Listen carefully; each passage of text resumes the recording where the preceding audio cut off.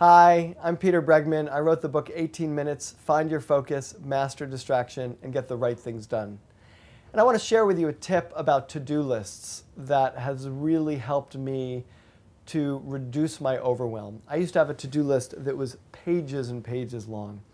And I've done two things to it. One is I've broken the to-do list up into categories, and I talk a little more about that in the book, but it's categories about where I'm most interested in focusing on for the year. And immediately when I start to put my to-dos into the 4 or 5 things that I most want to focus on for the year, a number of to-dos fall off because they are not in the category. They don't fit the category of what's most important to me.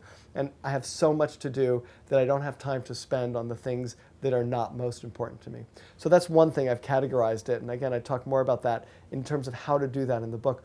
But the next thing I want to share with you is what to do even with that list, because I have a rule for myself, which is that no to-do should stay on my to-do list for more than 3 days. If it stays on my to-do list for more than 3 days, it becomes a guilt list, a reminder of everything I'm not doing instead of what I should be doing. So here's what I do with them. Anything that's been on my list for more than 3 days, I ask myself a couple of questions. One, can I do it right away, right now? Will it take me a couple of minutes? I'm amazed often at how many things I can get rid of just by taking a couple of minutes to just do. The second thing is, if I'm not willing to do it right now, am I willing to schedule it for some time?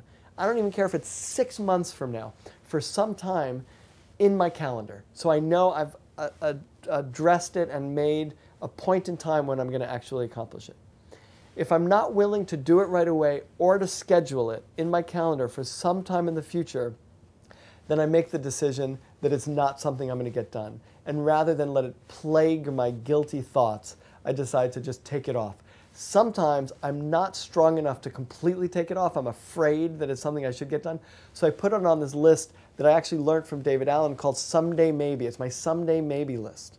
And that list is where I put things to slowly die.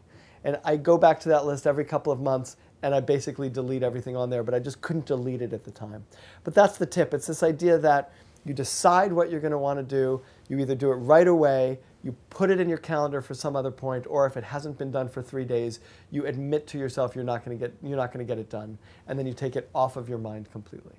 I hope that tip was helpful, and I hope you enjoy the book 18 Minutes.